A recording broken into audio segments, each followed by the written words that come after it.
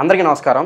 ఇవాళ మనతో icon astrologer Gattupalli Suresh Babu గారు మనతో ఉన్నారు. వారితో మాట్లాడదాం. గురుగారు నమస్కారం. జై శ్రీమన్నారాయణ. గురుగారు, వరలక్ష్మి వ్రతం అనేది ప్రత్యేకంగా శ్రావణ మాసంలో 2వ శుక్రవారం ఎందుకు జరుపుకుంటారు? ఏదన్నా ప్రత్యేక కారణం ఏదైనా ఉందా?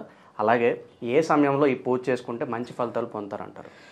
ముందుగా మనము వరలక్ష్మి వ్రతం ఈ 2024 సంవత్సరంలో ఈ వరలక్ష్మి వ్రతం అనేది 2వ వారం చేసుకునే దానికి ఉన్నది. కాకపోతే ఇప్పుడు 2024 సంవత్సరంలో ఈ మాసంలో చేసుకునే దానికి టైమింగ్ చెబుదాం. ఫస్ట్ ఇది దేనికి చెబుదాం అనేది ఫస్ట్ టైమింగ్, ఆ టైంలో ఎందుకు చేసుకోవాలి తర్వాత మనము చూద్దాము.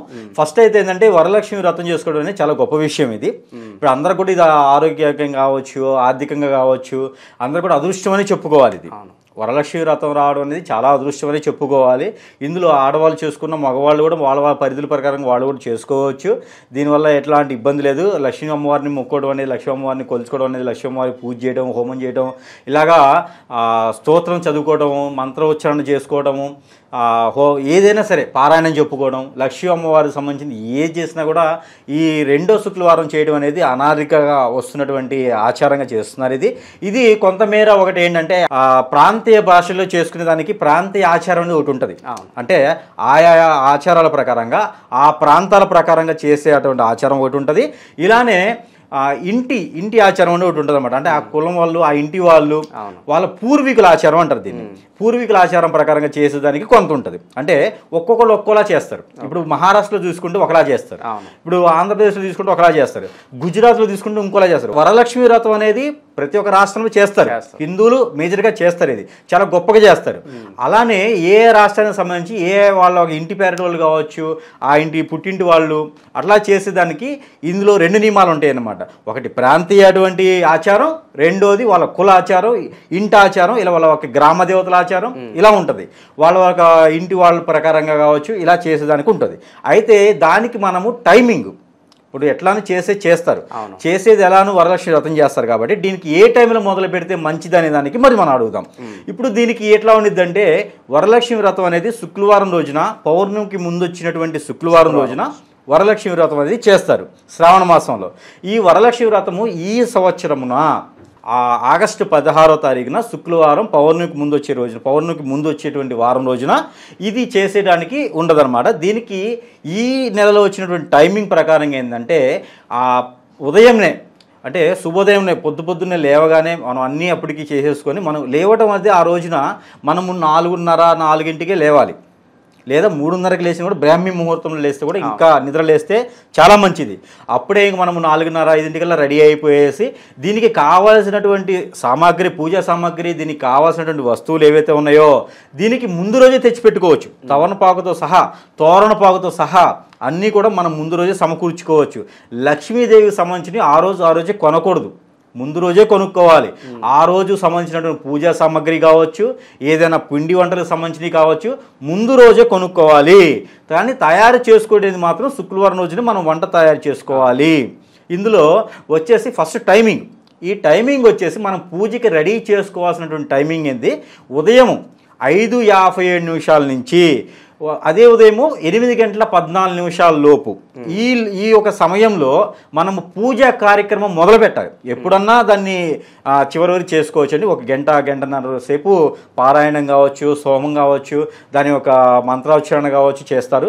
ఇదే పంతులు గారిని, గురువు గారిని పిలిస్తే దాన్ని ఇంకొక 2 గంటలైనా చేసేటువంటి, ఎందుకు ఎక్కువ చేస్తారు కాబట్టి వాటిలో ఎక్కువగా ఉచ్చారణ చేస్తారు కాబట్టి ఎక్కువ చేసుకోవచ్చు.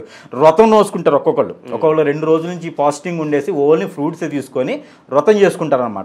వీళ్ళు ఇక్కడ ఏంటంటే దాన్ని నోముగా నోచుకుంటారు. ఈ నోముగా నోచుకొని చేసుకునే దానికి అవకాశం ఉంది. పర్టికులర్ టైము ఎందుకు ఉదయంనే 5:57 నుంచి 8:14 లోపు అని ఎందుకు చెప్తున్నానంటే ఆ 2 సమయంలో గ్రహాల స్థితిగతులు కానీ, ఆ 2 సమయంలో లగ్నం, హోరా, ఏదైతే హోరా లగ్నం ఉందో ఈ యొక్క హోరా లగ్నం అనేది బాగా అనుకూలంగా ఉంది. ఓకేనా? ఈ హోరా అనేది, లగ్నం అనేది సింహలగ్నము, కన్యా లగ్నమే వస్తుందన్నమాట. ఈ సింహలగ్నం కనుక పూజ మొదలు పెడితే, ఈ కన్యా లగ్నంలో దీపారాజన చేసి పూజ మొదలు పెట్టుకుంటే కనుక ఆ చేసేటువంటి ప్రతిఫలము, ఆ నోము నోచుకుని పూజ చేసేటువంటి ఏదైతే ఫలం ఉంటుందో, ఏదైతే మనము కోరికలతో చేస్తామో, ఏదైతే మనకు బాగుండాలి అని కోరుకుంటామో, ఇవి త్వరగా మనకి ఫలించేటువంటి అవకాశాలు ఎక్కువగా ఉన్నాయి అనమాట. ఇప్పుడు శుభముహూర్తం అని చెప్పుకోవచ్చు, శుభముహూర్తం అని చెప్పుకోవచ్చు, అమృత గడియలు కూడా మనము చెప్పుకోవచ్చు.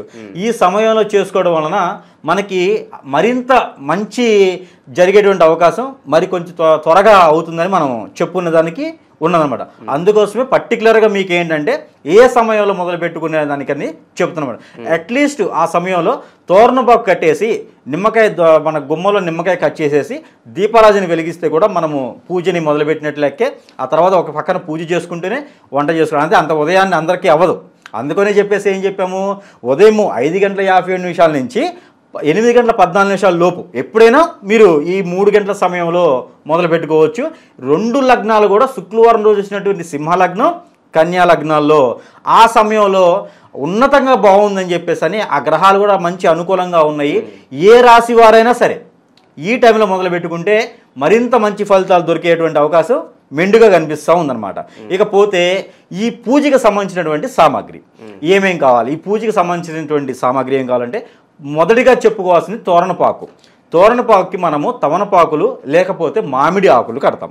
మామిడి ఆకులు కడితే శుభం, తమనపాకులు కట్టినా కూడా మరింత శుభం. అవి వాటి వల్ల ఇబ్బంది ఏం లేదు. అలానే నిమ్మకాయలు, ప్రతి ఇంట్లో ఎన్నైతే గుమ్మాలు ఉంటాయో ప్రతి గుమ్మానికి ఒక నిమ్మకాయ కట్ చేయాలి. పూజకి ముందే జరగాలి ఇవి. ప్రతి గుమ్మానికి ఒక నిమ్మకాయ కట్ చేసేసి ఒక బద్ద మీద పసుపు, మరొక బద్ద మీద కుంకుమ, 2 బద్దల మీద 2 వేయకూడదు. ఒక బద్ద మీద పసుపు, మరొక బద్ద మీద కుంకుమ వేసేసి ఆ నిమ్మకాయను అటు ఒకటి ఇటు పెట్టేసేయాలి. మనకి ఎదురుగా ఉంటే రైట్ సైడ్ ఉన్నది కుంకుమ, లెఫ్ట్ సైడ్ ఉండేది పసుపు. ఇలాగ మనము పెట్టుకుంటూ అన్ని గుమ్మాలకి, కిచెన్లో ఉన్న, వాష్రూమ్స్ పెట్టొద్దు, వాష్రూమ్స్కి అవసరం లేదు, కిచెన్లో ఉన్న, బెడ్రూమ్లో ఉన్న, హాల్ ఉన్న, గర్భగుడి ఉన్న, అంటే మెయిన్ ద్వారం ఉంటుంది కదా, సింహద్వారం అంటారు, సింహద్వారం దగ్గర కూడా మనము కోచుకుంటూ వెళ్ళేసి బయట కాంపౌండ్ వాల్ గేట్ ఉంటుంది, అక్కడ కూడా నిమ్మకాయ కోయవచ్చండి. ఈ నిమ్మకాయలు కోసి పెట్టాలి ఫస్ట్న. ఇక దీనికి కావాల్సినటువంటి సామాగ్రి ఏంటంటే దీనికి సాలగ్రాములు పెట్టుకోవచ్చు, లక్ష్మీ గవ్వలు పెట్టుకోవచ్చు, తామర గింజలు పెట్టుకోవచ్చు. ఇవన్నీ కూడా అమ్మవారికి సమర్పించుకోవాలన్నమాట. ఆ పూజలో ఉపయోగిస్తారు ఇవన్నీ. శంఖము పెట్టుకోవచ్చు, తామర గింజలు, శంఖము, లక్ష్మీ గవ్వలు, సాలగ్రామములు, ఇవన్నీ కూడా మనము లక్ష్మీ అమ్మవారి ముందు పెడితే ఇవన్నీ కూడా లక్ష్మీదేవితో సమానం. లక్ష్మీ ప్రతిమ ఉండొచ్చు, లక్ష్మీదేవి గారు అమ్మవారి ప్రతిమ లేదా ఫోటో, విగ్రహము, ఎవరికైనా ఇలా ఏది ఉన్నా కూడా లక్ష్మీ అమ్మవారికి పూజ చేసుకోవాలన్నమాట. ఒక 2 తమనపాకుల మీద గౌరమ్మని చేసుకోవాలి ఫస్ట్న. అది మనం గౌరమ్మ అని అంటే అప్పుడు పిలవడానికి లేకపోయినా కూడా అది పసుపుతో చేసేదానికి గౌరమ్మ అని అంటాము. కానీ ఆడవాళ్ళు పూజ చేసే ప్రతి పూజలో కూడా లక్ష్మీదేవి పూజ చేసినా కూడా, లక్ష్మీ నరసింహ పూజ చేసినా కూడా, లక్ష్మీ గణపతి పూజ చేసినా కూడా గౌరమ్మ అనేది ఆడవాళ్ళు ఖచ్చితంగా చేయాల్సినటువంటి నియమం ఉంది ఇక్కడ. ఏ ఇంటి వాళ్ళకైనా సరే ఆ నియమంతో చేయాల్సి వస్తుంది పూజ. ఆ నియమంతో చేయాల్సి కాబట్టి గౌరవం చేసుకోవాలి. అలానే కలశ పూజ అని ఉంటుంది. ఈ కలశ పూజ మొదలు పెట్టక ముందు కలశం ఉంటుంది.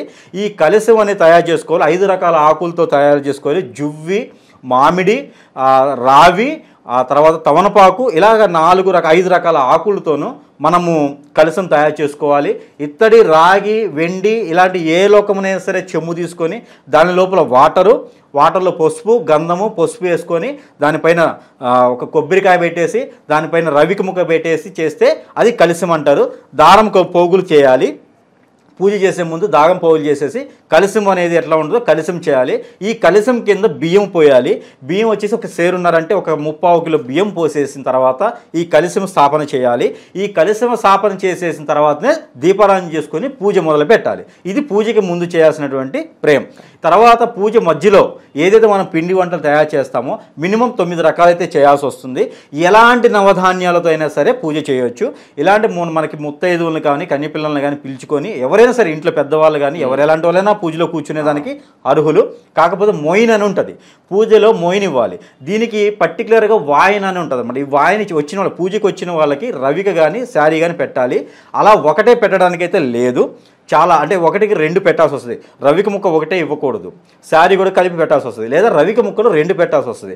అలానే 2 పళ్ళు లేదా రవిక ముక్కలు 2తో పాటు 2 పళ్ళు, 2 అరటి పళ్ళు, 2 పోకలు అంటే ఒక్కలు కూడా 2 కలిపేసి మనము మోయినతో ఇవ్వాల్సి వస్తుంది. దీన్ని వాయన అంటారు అన్నమాట ఈ లక్ష్మీదేవి పూజలో. దీనికి ఇంకొకటి ఏంటంటే శనగలు. ఏవైతే మనకి బ్రౌన్ కలర్లో ఉండే శనగలు ఉంటాయి, నాటు శనగలు, ఈ శనగలను ముందు రోజు నానబెట్టాలి. తెల్లవారిన తర్వాత ఆ శనగల్ని లైట్గా ఒక గుడ్డలో పోసి చేసేస్తే మొలకల్లా చిన్న చిన్నగా వస్తాయి. ఆ శనగల నైవేద్యం అనేది చాలా గొప్ప విషయం అన్నమాట. శనగల నైవేద్యం పర్టికులర్గా ఎందుకు పెడతారంటే, శనగల నైవేద్యం పెట్టిన తర్వాత అవి మోయిన్గా మనకి ఎవరికైతే పూజకి వస్తారో వీళ్ళకి ఆ శనగల నైవేద్యం పెట్టినటువంటి శనగల్ని వీళ్ళకి మోయినగా ఇవ్వాలి. ఇవ్వడం ద్వారా వీళ్ళకి ఒక లక్ష్మీదేవి యొక్క అనుగ్రహం అనేది వీళ్ళకి ఖచ్చితంగా వీళ్ళకి ఆ అనుగ్రహం అనేది వస్తుంది అనేది మంచి మూఢ నమ్మకం కూడా ఉంది. మూఢనమ్మకం కాదు, ట్రెండ్ కూడా అదే ఉంది. అలా జరుగుతుంది కాబట్టి ప్రతి సంవత్సరం అలా చేస్తూ ఉంటారు. సో నమ్మకంగా చేసుకుంటే ప్రతిదీ కూడా జరుగుతూ ఉంటుందండి. వీళ్ళు ఇంకోటి ఏంటంటే ఆ రోజు కాదు, ఆ ఒక వారం రోజులు కూడా వీళ్ళు, లేకపోతే ఈ మాసం కూడా కుదిరితే నాన్ వెజ్ తినకపోతే చాలా మంచిది. ఫ్రూట్స్లో కూడా చాలా చాలా ప్రోటీన్స్ ఉంటాయి. నాన్ వెజ్ తినకపోవడం చాలా మంచిది. అలానే వీళ్ళు చేసుకుంటే ఈ శనగల నైవేద్యం ఎందుకు పెడతారు అంటే, ఈ బ్రౌన్ కలర్ ఉండే శనగలు పెట్టడం వల్ల ఏంటంటే శుక్ర గ్రహానికి సంబంధించినటువంటిది శనగలు. శుక్రవారం రోజున చేసేది పూజ లక్ష్మీ అమ్మవారిది. లక్ష్మీ అమ్మవారికి ఇష్టమైనటువంటి ఆహారము, లక్ష్మీ అమ్మవారు తీసుకునేటువంటి నైవేద్యం కావచ్చు శనగలు. ఈ శనగలు పెట్టడం వల్ల లక్ష్మీ అమ్మవారి కటాక్షం అనేది త్వరగా లభించేటువంటి అవకాశం ఉన్నది. అందుకనే శనగలు పెట్టడం వల్ల శుక్రగ్రహానికి సంబంధించిన దోషాలు, ఈ శుక్రగ్రహానికి సంబంధించిన దోషాలు ఏముంటాయి అంటే, పెళ్లి కాకపోవడం, లేట్ మ్యారేజీ అంటే పెళ్లి ఎక్కువ ఏజ్ అయినా పెళ్లి కాకపోవడం, సంబంధాలు చెడిపోవడం, తర్వాత నవగ్రహ దోషాలు అంటారు, లేకపోతే పూర్వీకుల నుంచి వచ్చే దోషాలు అంటారు, లేకపోతే మరి తర్వాత రాహుకథ దోషాలు ఉంటాయి, తర్వాత కుజు దోషం ఉంటుంది, కాలసర్ప దోషం ఉంటుంది. ఇలాంటి దోషాలు ఆడపిల్లల్లోనూ, పెళ్లి కానిప్పుడు ఆడపిల్లల్లోనూ, పెళ్లి అయిన తర్వాత కూడా పిల్లల్లోనూ, అంటే పిల్లలు పుట్టకుండా ఇబ్బంది పెడతా ఉంటాయి అనమాట. ఇలాంటి దోషాల పరిహారమే ఈ యొక్క శనగల నైవేద్యం, ఈ యొక్క శనగల ఉపాసన చేస్తాము. ఈ యొక్క శనగలు వచ్చిన వాళ్ళకి మనం ఇస్తాం అనమాట. అంటే దానం అనుకోకూడదు, అది మనము వాళ్ళకి తాంబూలంగా ఇస్తాం అనమాట. ఇది చేయడం ద్వారా మనకు వచ్చేటువంటి అనుగ్రహం అనేది మనకి పూర్తిగా లభిస్తుంది అనమాట. ఇలానే వంటలో కూడా నవగ్రహాలకి సంబంధించినటువంటిగా నవరాగుతులుగా ఉంటాయి అనమాట. ఇవి ఏంటంటే నవధాన్యాలు ఉంటాయి, శనగలు, మినుములు, బియ్యము, ఇలాగ నవధాన్యాలు ఉంటాయి అన్నమాట. ఈ నవధాన్యాలతో చేసినటువంటి వంటలు ఏదైతే ఉందో, కుడుములు, బూరెలు, తర్వాత పూర్ణాలు, లేకపోతే ఇవి ఉంటాయి కదా, పూర్ణాలు కాకుండా ఈ తర్వాత బొబ్బట్లు, ఇలాంటివి ఉంటే కూడా మనం నైవేద్యం కింద పెడితే, పులిహోర, చక్కెర పొంగలి, ఇవి చేస్తే పెడితే కూడా అని అనుకుంటాం ఎందుకు ఇన్ని రకాలు అని.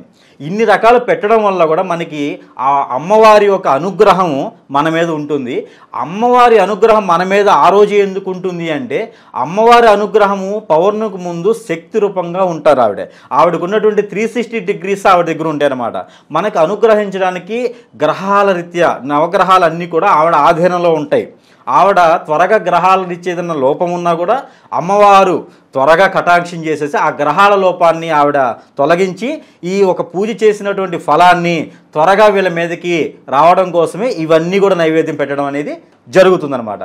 దీనికోసమే శుక్రవారం రోజున పూజ చేయడానికి, ఆ నవగ్రహ అభిషేకానికి కావచ్చు, నవగ్రహాలకు సంబంధించినటువంటి దానాలు కావచ్చు, ఆ ఒక ప్రతిఫలం ఉండడానికి ఇన్ని రకాల వంటలు చేసేసి పెట్టడం అనేది జరుగుతుందన్నమాట. ఇందుకోసమే లక్ష్మీదేవి పూజ చేసుకోవడం అనేది చాలా ఉత్తమమైనటువంటిది.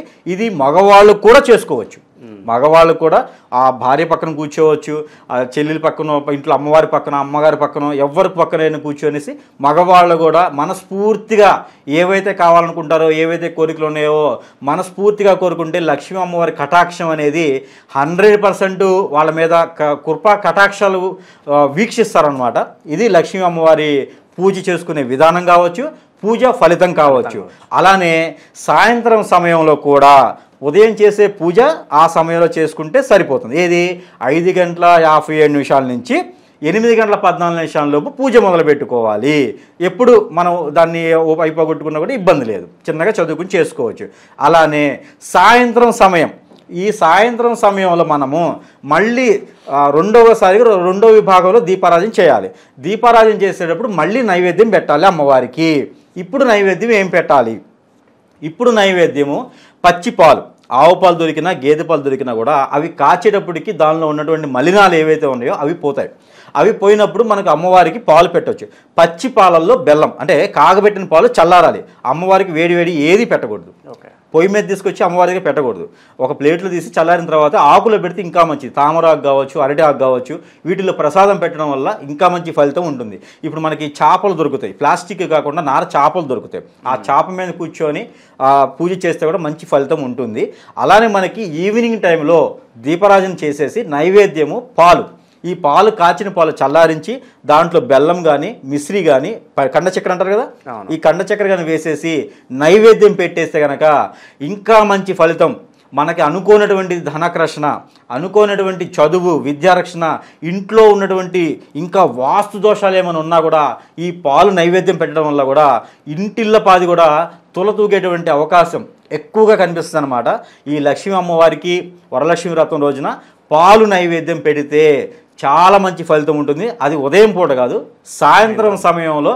ఈ సాయంత్రం సమయంలో కూడా దీపారాజన వచ్చేసి 6:05 నుంచి 7:15 లోపు మనము మళ్ళీ స్నానం చేసి శుభ్రంగా ఆ దీపారాజన చేసుకుంటే మంచి ఫలితం ఉంటుంది. అలానే కంకణం ఉంటుంది, కంకణ దారణ ఉంటుంది. ఈ కంకణ దారం తీసుకొని 9 పోగులు వేయాలి. 9 పోగులు వేసేసి ఒక్కొక్క ముడి 9 ముళ్ళు వేయాలి. ఒక్కొక్క ముడికి ఒక్కొక్క పువ్వు కావచ్చు, ఒక్కొక్క ఆకు కావచ్చు పెట్టేసి 9 ముడులు వేసేసిన తర్వాత ఈ యొక్క కంకణ ధారణ చేస్తే ఆ పూజ చేసినటువంటి ఫలం ఏదైతే ఉంటుందో అది మన మీద కృపా కటాక్షల వీక్షణాలతో ఆ ఒక లక్ష్మీ అమ్మవారి దీవెనలన్నీ మన మీద మనతో పాటు ఉండి మనం ఎవరెవరైతే పిలుస్తామో ముత్తైదుల్ని కావచ్చు, కనిపిల్లల్ని కావచ్చు, ఎవరైనా వాళ్ళు కూడా ఆ దీవెనలు అందుకుంటారు. మనం వాళ్ళకి శారీసో లేకపోతే శుక్రవారం రోజు దానం చేయటమో లేకపోతే వాళ్ళకి మోయినేయటమో జరగడం వల్ల మన వస్తు పోతుందేమో అనుకుంటారు. అలా ఏముండదు. ఎవరి మీద అమ్మవారు కటాక్షం చూపించాలో, వాళ్ళ మీద ఎంతవరకు ఏమి ఇవ్వాలో అది అమ్మవారు కటాక్షం అనేది ఖచ్చితంగా ఇస్తారు. ఇది పూజా విధానం. వరలక్ష్మి వ్రతం యొక్క పూజా విధానం, అలాగే ఏ సమయాల్లో పూజ చేస్తే మంచి జరుగుతుందో చాలా స్పష్టంగా చెప్పారు గురుగారు. ధన్యవాదాలు. Thank you.